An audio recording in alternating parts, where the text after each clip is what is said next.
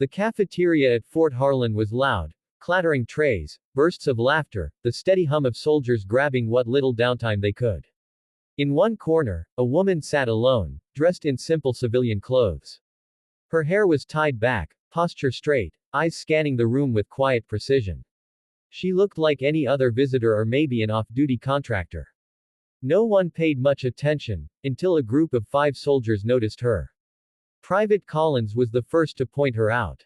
"Check her out," he said, smirking as he set down his tray.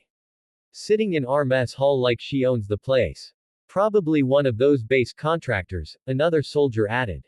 "They always walk around like they belong." Sergeant Harris looked over, narrowing his eyes. "Nah, look at her hands, calluses, but not from typing. Maybe logistics or motor pool."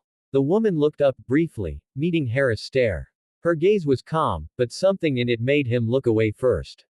He didn't know why. Something about her eyes, too still, too aware.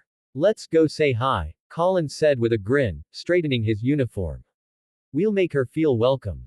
The group moved across the cafeteria, their boots heavy on the tile. The woman didn't move. She didn't even look surprised when they stopped at her table. "Mind if we join you?"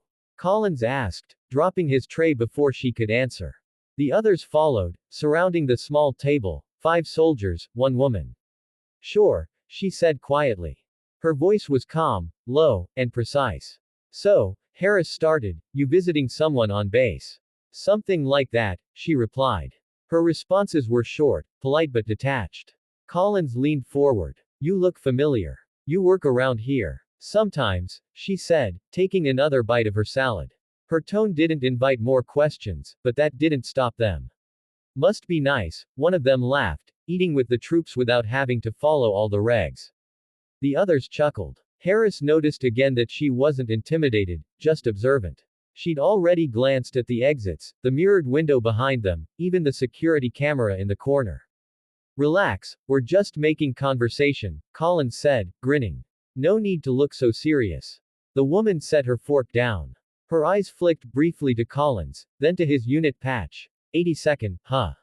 She said. He blinked. "Yeah. How'd you know?" She smiled faintly. "Jump wings on your chest. The 82nd's got a distinctive way of wearing them."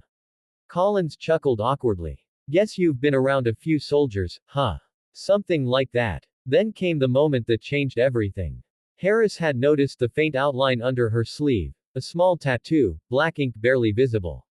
"What's that?" he asked, pointing. "Tattoo." Her eyes met his again. "Old habit." "What is it?" "Some kind of anchor." One of the soldiers leaned in. "Wait, that's the trident. Like the SEAL insignia." The table went quiet. Collins laughed, thinking it was a joke. "You? A SEAL? Come on." Her expression didn't change. "You think women can't be SEALs?" No, it's just," Collins stammered. "There's never been." "Until recently," Harris interrupted softly, his face shifting. He'd read about it, the classified trials, the first female candidates who passed the brutal selection. Most people didn't know names, only rumors. She reached into her pocket and placed a small, folded badge holder on the table. The gold trident gleamed faintly in the light. None of them moved. "I don't usually bring that out," she said quietly. "But you asked." The silence stretched. Forks froze midair. Even the noise from the rest of the cafeteria seemed to fade. "Ma'am," Harris said finally, his voice tightening, "I didn't mean any disrespect." She nodded once. "I know." Collins swallowed hard. "You're really Lieutenant Commander Avery Shaw," she said evenly. "SEAL Team 10. Every man at the table straightened instantly. The mocking smiles were gone. For 40 seconds, no one spoke. It was like the entire base paused around them. Then she stood up, adjusting her jacket. "You boys seem like good soldiers," she said, her tone calm but edged with command. "But remember, you never know who's sitting across from you. Respect isn't about rank or gender. It's about discipline." She picked up her tray and started to walk away. Harris found his voice again. "Ma'am, I mean, Commander, wait.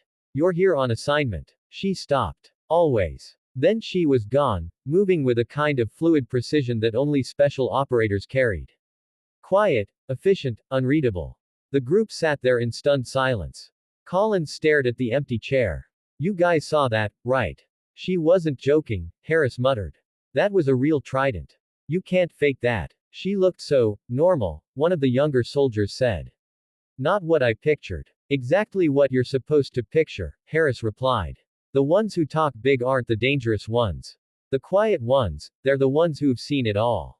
Across the cafeteria, an officer entered, Captain Reynolds. He spotted the soldiers and frowned. Why do you all look like you saw a ghost?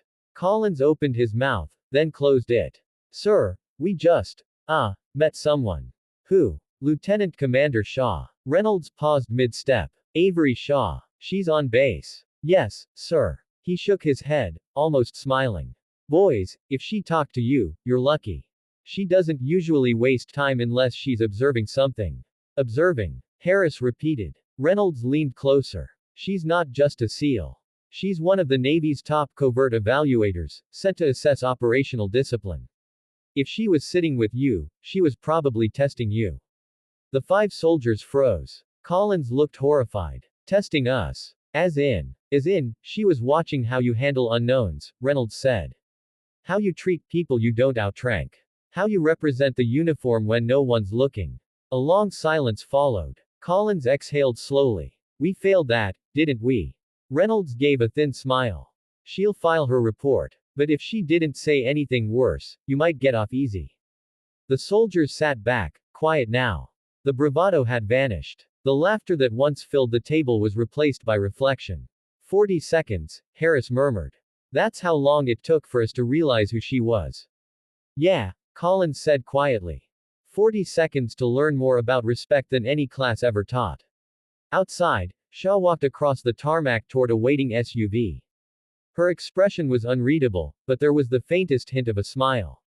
She'd seen worse, arrogance, doubt, underestimation, all of it. But she'd also seen moments of change. People didn't believe she was a SEAL until she showed them why she had to be. As the SUV pulled away, the soldiers inside the cafeteria sat a little straighter. None of them touched their food. None of them laughed. Word spread quickly across the base, the story of the woman at lunch, the 5 soldiers who didn't know who they were talking to, and the moment that humbled them all.